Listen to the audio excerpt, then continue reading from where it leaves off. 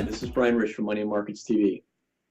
Global markets have been especially volatile for the past several weeks, and no wonder. The news on sovereign debt has been extremely confusing. First, Greece was said to be on default watch. Then they rammed through more austerity measures, and everyone said that they were in the clear. But after that, Italy and Spain were put in the line of fire. Their government bonds came under attack too. All of a sudden, Greece and other weak countries in the Eurozone were said to be back on default watch. Much of the confusion comes from trying to parse commentary from European finance ministers.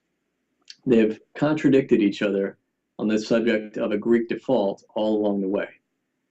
Then the Fed was back in the crosshairs. In the minutes of their latest policy meeting, central bank officials discussed the prospects for another round of quantitative easing. And those eager stock market bulls took that as a done deal, sending stocks higher. But while QE3 may come at some point, it will take another dive in economic activity to get it. Amid all this noise, Moodys has been especially busy. They downgraded Greece to junk status last month. And in the past 2 weeks, they did the same with Portugal and Italy. They warned of an impending banking crisis in China, exposing more than $500 billion of additional at-risk loans on the books of Chinese banks. And along with Standard & Poor's, they warned that they may downgrade U.S. debt. Given this backdrop, the turbulent ride in global financial markets is no surprise. But if we use history as our guide, we see that things aren't that uncertain. Severe financial crises like the one we're continuing to work through are historically followed by sovereign debt crises. Granted, this crisis is worse than most, but is still playing out in a classic fashion, following the 4 stages of sovereign debt crises. Stage number 1 is burgeoning deficits. This isn't news to anyone.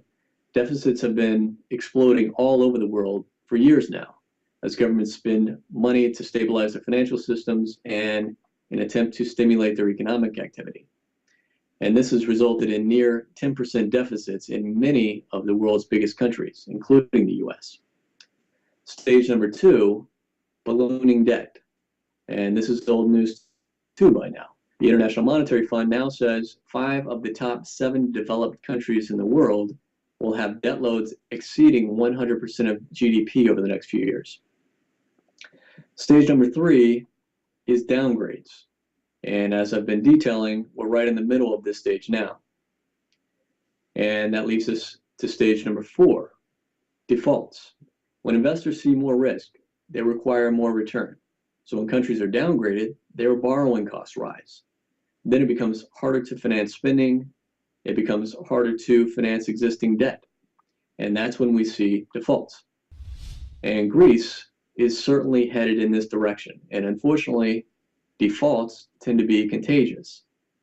Ireland and Portugal are already in the crosshairs, and Italy and Spain could follow. That, in turn, would have grave consequences for global markets. Italy is 3 times the size of Greece, Ireland, and Portugal combined, and Spain represents 12% of the Eurozone economy. So, if they go under, expect Japan, the UK, and the US to all qualify for default watch, not to mention the other European countries that are still reliant on a broken currency union. If you look at the global financial system in this way, the future seems much more clear.